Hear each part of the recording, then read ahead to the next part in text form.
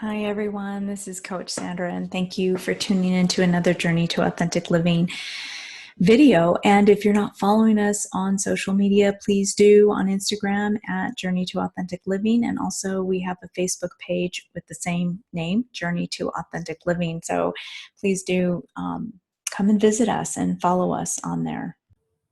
Today, I want to talk a little bit about something that I've heard quite often in circulation, and I'm kind of taking an excerpt from a deep conversation I was having, or began a conversation with a really good friend of mine. And so this is not to her at all. So just in case, I want to make that clear. But I was inspired by a sentence that she used, and it was sort of a rhetorical philosophical question, right? How does somebody live authentically when they don't even know their true nature? And so I thought that was very interesting as well, because that's something that a lot of times people ask. And so the first thing I want to say is that not everybody really cares, right? Not everybody really cares about personal development. They don't care about asking themselves questions. They don't care about discovering more who they are. They live their life day by day, and they're fine with it. And so there's no judgment there. That would be really the very short answer, right? That's not for everybody.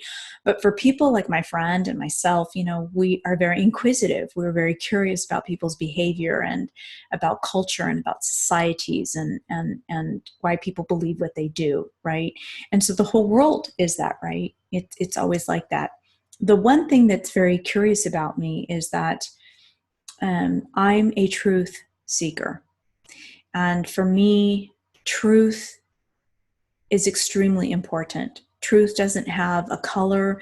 It doesn't have a religion. It doesn't have a political party associated to it. It doesn't have, it really doesn't.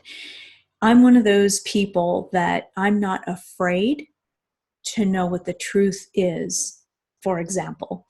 Even if it kind of went, I don't know, maybe even contrary to what I currently believe, if that makes sense. It's like I'm willing to accept that. So if the government finally says, there are UFOs out there, and let's just say I'm really a very religious individual who was raised, I don't know, believing that there wasn't, and somebody said there really are UFOs and they are here and they're coming and the government has acknowledged it, I'm the kind of person that would not really freak out. I would be more amazed and curious. So I will say that living authentically is not living by other people's expectations, goals, and desires of us, right? It's about living with an awareness, more of an awareness.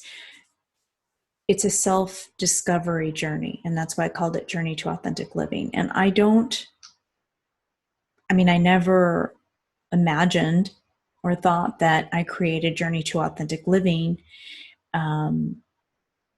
with thinking that there was some form of, arrival point or destination, precisely because it is a journey. And so how we get to know ourselves more is through life and life experiences, through relationships with where we live, relationships with how we live, with who we live, relationships with the people that come in our lives and out of our lives, how we get to know ourselves through conflict, through love, through grief, through loss, through joy, through all kinds of ways, right? And what we don't like and what we do like. Now, here's the tricky thing. Many people live without having clear boundaries. They don't know what those boundaries are. They don't even know it was never established. My parents never really taught me healthy boundaries. The boundaries that I can think of is maybe don't talk to strangers. That would be kind of a boundary, I suppose, of some sort, but really establishing healthy boundaries, where respect ends, where somebody uh, decides to mistreat you or something like this. They weren't very clearly defined. So that would be one, is that people don't really understand their boundaries. And that's something we all have to learn, by the way. Another way to tell that you're not living authentically is that you're living by your fears and your insecurities. And under the umbrella of fears comes a whole bunch of things, right? The fear of loneliness, the fear of experiencing pain, the fear of being abandoned, um, and the list goes on. Under insecurities, which is still a fear, but I'm just kind of breaking it down a little bit. I don't know, not being good enough, not being worthy, feeling not good looking enough or wealthy enough, or whatever it is that you might want to think about. And so most people make decisions and choices based on that, even when they know that things could be different. They continue sometimes on that path because it's familiar. What I don't believe is that when people say that they don't have a choice, or we always have a choice. It's just that sometimes the choice that is presented to us is very difficult. I mean, there's no doubt about it. I'm not going to sugarcoat it. And of course, here I'm generally speaking, right? We have choices as to how we behave with other people, how we choose to respond. Okay, these are if you think about it, it's very self-empowering to know that you don't have to be a victim to somebody else's bad behavior or disrespect, right? And what is the cutoff line to that? When is it enough? Is it after you've explained it to them a million times? Is it that you are not understanding when somebody else has their boundaries and saying, hey, that's enough? Do you push? Do you persist? And what is making you push and persist? Or we can't know what other people's motivations are. Someone demands on me. Well, I can tell that person, hey, lay off, right? But I can't know their motivation. And even if they told me what their motivation, is, they're still disrespecting me. There's still that. It doesn't matter how much you need or want me, it just, hey, cool it, right? I mean, and I'm even talking about people that very well, family members or what have you. And there reaches a point where there needs to be some form of healthy boundary. So a lot of people live inauthentic lives, that is, not authentically, because of these things, and feel very comfortable, I guess, which sounds like a contradiction, because they feel they're okay, they're safer with living in those fears and in those insecurities rather than challenging themselves, because behavior is the most difficult to change, but there's the potential, and that's what people forget. Nothing is easy. Nothing worth living is easy to achieve, right? Another thing that I've noticed that people, there is a fear. It is terrifying because you don't know what's on the other side. So for example, if I start establishing, and this is a common one that most people go through, and especially I think women do. So for example, if I set my boundary to you, if I've always said yes to you and hardly ever said no, even when I was tired, even when I needed to get rest, even when I needed to eat, and I neglected myself to say yes to you. And then one day I wake up and I realize, wow, I'm not taking care of myself. I need to start taking care of myself. Well, I come to you and tell you that things are going to be changing. You may not like that change. This is inevitable. I mean, this happens within families, within marriages, within friendships. We cannot avoid that. And I think people try to avoid that. They try to avoid that they might lose somebody that is dear to them. In a way, it's kind of like a test of how they're loved. And, sometimes our dear ones do resist a little bit because they don't understand it, because they themselves don't know what healthy boundaries are, for example, or self-care.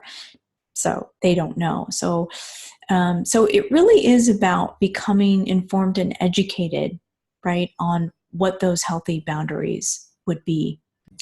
And I think a lot of times when we put a stop to that, when we resist those changes we need to make to live more authentically, it is because of this. But again, there's just no getting around to it. I mean, um, those of us who have come out on the other side and have had a lot of loss, it's really interesting because I have to share something with you. The people who have, I don't know, for example, even when there was a healthy boundary established, the people who didn't pay attention to that because they wanted what they wanted, and continued and pestered and continued, and it was when they've left their lives, I'm thinking even about family members right now, just in general.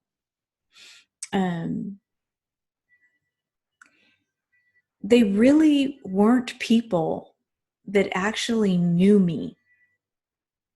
They knew me as a relative. They knew me as maybe a coach or a friend, but they were unable and or unwilling to evolve, because we all change.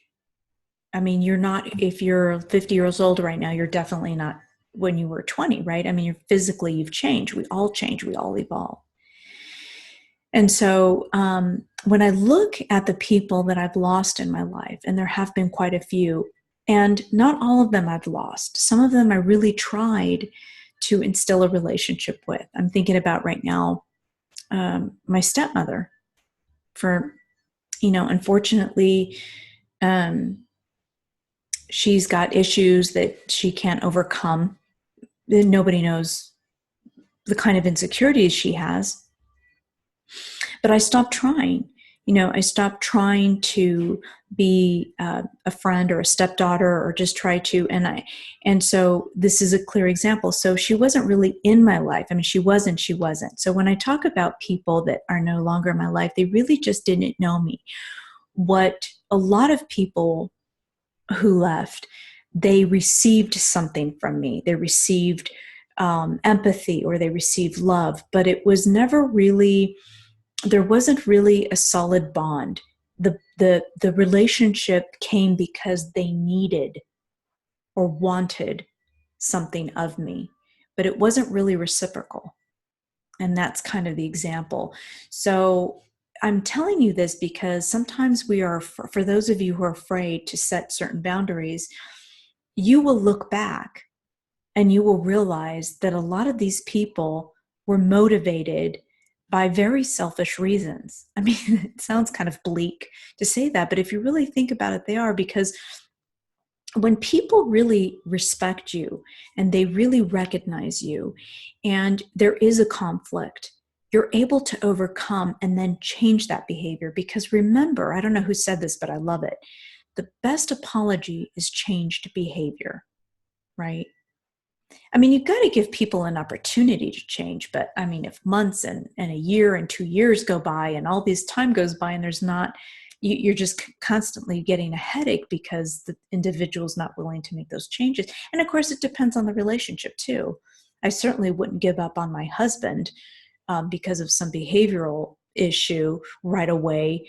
But maybe somebody who's just an acquaintance, I'm certainly not going to be investing all that time, right? Because it's a different relationship, right? So again, I just kind of want to give you those examples. When we act out of our insecurities, when we act out of our fears, those are the decisions that we are making, and we have to be accountable for that. And a lot of people do not want to be accountable for that. it's very difficult to know that you actually have a choice. That's the ultimate freedom, if you think about it, is that you have a choice. You have a choice to get out. It might take you a little bit longer to do something, but you have a choice. Again, especially if you live in the West or you live in a country where there's not a lot of restrictions, right? And so most of you who are listening to this may be living in, the West, where there is choice and there is a plethora of opportunities, because we certainly can't compare ourselves to other places that really don't even have fresh, clean water, right? So I hope that this video helped a little bit.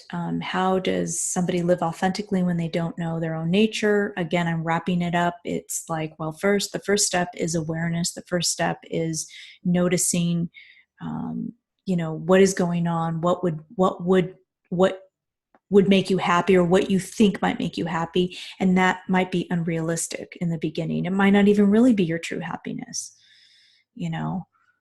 that really might not be it, but at least you're aiming towards something. And then as you start discovering yourself, you realize that, hey, this is not really who I am. This is not really the religion I want to practice. I really don't want to be, I don't know, the basketball player or what have you, right? So it always begins with awareness. But as long as we do not challenge our fears and our insecurities, we will always be slave. We will always be slave to them. This is not about being perfect. This is just about moving forward. So that's it. That's what I wanted to say. And in the meantime, I'm encouraging you to live authentically, to discover more about yourself. If you want me to expand on anything or give any more examples, please let me know. Comment below, and my information is also in the caption of this YouTube video. Wishing you all an authentic life. Take care.